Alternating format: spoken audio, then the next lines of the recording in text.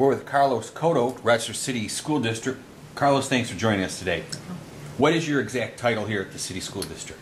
My exact title is Executive Director of Health Education, Physical Education, and Athletics for the district as a whole. You take a wide swath with this. You have the athletes, the coaches, but you also have the physical education departments. Correct. And the health education department as well. What do you see as the biggest problem with the urban children today that they're facing trying to rise up? I would say the biggest problem is staying focused on their educational path and not allowing the pressures that they deal with on a day-to-day basis, moving them away from what they want to accomplish. So the peer pressures in regards to the community, in regards to, in some cases, family and friends, and picking the right individuals to kind of affiliate themselves with so that they stay focused and on track to graduate and to move on to bigger and better things. And what is the biggest misconception about the urban athlete? I think the perception. The one thing, which is always great to hear from opposing schools, but your kids did a wonderful job today. They were very well very well mannered and respectful, which is a given. Our kids should be well mannered and respectful. So it's one of those things where it's that perception of a behavior that should take place.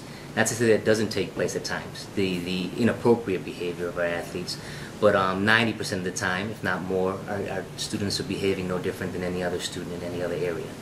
And how important, as you talk to the colleges and they come to you, how important is that behavior?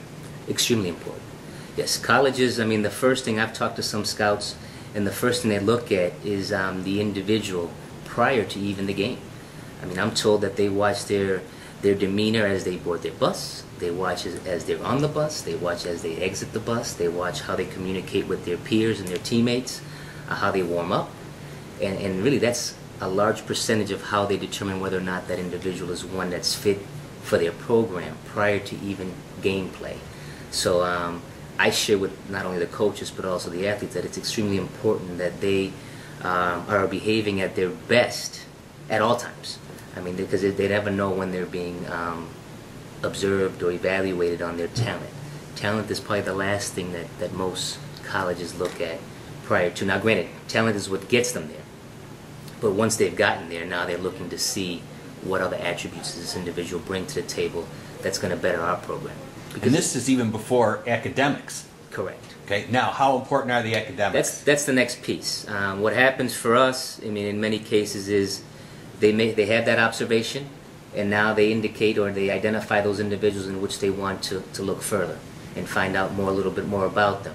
So their next step is going into that counselor's office to find out what that transcript looks like. So the etiquette and how they present themselves is the first key of getting that next step or the next look. And as that next look comes in, which is the counselor piece, that's in some cases where things kind of level off. So the academic piece is the biggest piece. In most cases, a young man that has the etiquette will have the academics as well. So they go hand in hand. In others, there may be some struggles in regards to the academic piece, but that individual is receiving support and trying to get them to stay focused. No different than those challenges in regards to being able to stay on course throughout the course of their 4-year career, knowing that one, academically you've got to be at your best,